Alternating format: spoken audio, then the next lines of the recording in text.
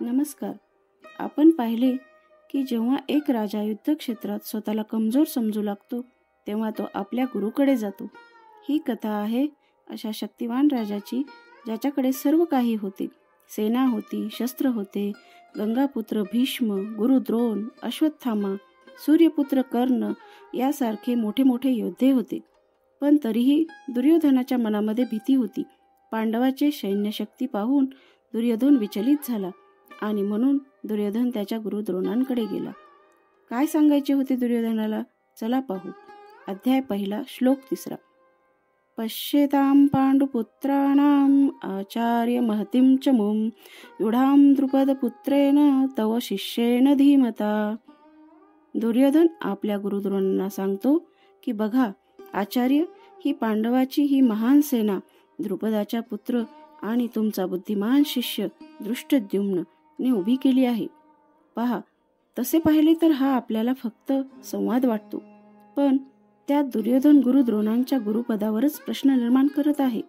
दुर्योधन म्हणतो की गुरु द्रोण, तुमचाच शिष्य तुमच्या विरोधात सैन्य घेऊन उभा आहे. हे तुम्हाला सहन होत आहे का?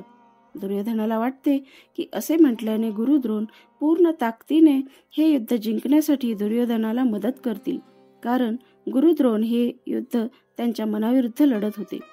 यातून हेच समजते की कधी कधी जेव्हा आपण आपल्या समोर मोठे संकट उभे राहते तेव्हा त्यातून बाहेर येण्यासाठी आपण भावनिक फेरफार करण्याचा प्रयत्न करतो. समोरच्या मधील दोष दाखवून त्याच्याकडून आपले काम करवून घेतो. यावेळी हे जाणवते की आपण मनातून किती कमकुवत आहोत, असुरक्षित आहोत. आपल्या कामासाठी आपण समोरच्या व्यक्तींच्या भावनांशी खेळत असतो. यातून आपण काय शिकतो की आपल्याला आपल्या मनातील असुरक्षितता, भीती आणि आपली कमकुवत बाजू माहीत असल्या पाहिजे. जेव्हा आपण स्वतःला समजू तेव्हा आपण स्वतःच्या वागण्यावर ताबा आणू शकतो आणि आयुष्यातील आव्हानांना सामोरे जाऊ शकतो. दुसरी गोष्ट म्हणजे कधीही आपली ध्येय साध्य करण्यासाठी दुसऱ्यांच्या भावनांशी खेळू नये. आपले निर्णय सत्य असावेत, योग्य असावेत, ज्यामुळे आपली प्रगती होईल व मानसिक शांतता मिळेल. पुढील भागात पाहू की दुर्योधन अजून काय काय म्हणतो. आशा करते आपल्याला हा व्हिडिओ आवडला असेल आणि हो, तुम्ही जर प्रथमच हा व्हिडिओ पाहत असाल तर या गीता समजून घेण्याच्या प्रवासात सोबत रहा.